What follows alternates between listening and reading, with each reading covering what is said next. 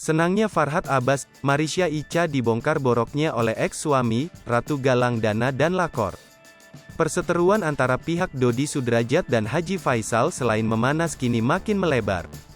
Tak hanya itu, orang di sekitar mereka kini ikut kena getahnya.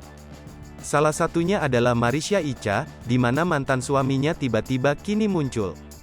Saiful Safir, mantan suami Marisha Icha muncul dengan membuka borok lama. Yang mengejutkan, mantan suami Marisha Icha, Saiful Safir muncul dengan mengeluarkan segala borok Marisha Icha selama menjadi istrinya dahulu. Marisha yang dikenal sebagai pelopor penggalangan dana Gala Sky Andriansyah ini mendadak disudutkan habis-habisan oleh ex-suaminya, Saiful Safir. Mantan suami Marisha Icha yang bernama Saiful Safir muncul dan berada di kubu Dodi Sudrajat setelah keduanya berseteru. Saiful Safir pun kini diketahui menyebut Marisha Icha sebagai pelakor di rumah tangganya bersama istri sebelumnya dan bahkan membantu proses perceraian dirinya dulu.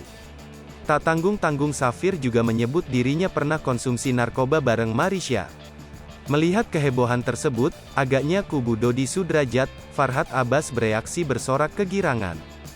Pasalnya, Farhad kerap mengusik semua pihak dari Haji Faisal, termasuk Marisha Icha. Sebelumnya, Safir dengan lantang beberkan berbagai bobrok Marisha di masa lalu. Tanpa pikir panjang, Safir menyebut bahwa Marisha pernah tidur di kamar seorang ustaz kala umrah bersama. Tak cukup sampai situ, ulah Farhad Abbas kembali mengusik keluarga Haji Faisal pun kembali diseretnya. Pada slide selanjutnya, Farhad meminta keluarga Faisal untuk berjualan tekstil saja seperti sedia kala, ketimbang sibuk mencampuri urusan di dunia hiburan. Farhad yakin jika hak perwalian Gala Sky bisa kembali diberikan unut ke kliennya Dodi Sudrajat. Sontak unggahan Farhad Abbas yang menyindir keluarga Haji Faisal untuk kesekian kalinya ini memancing amarah netizen.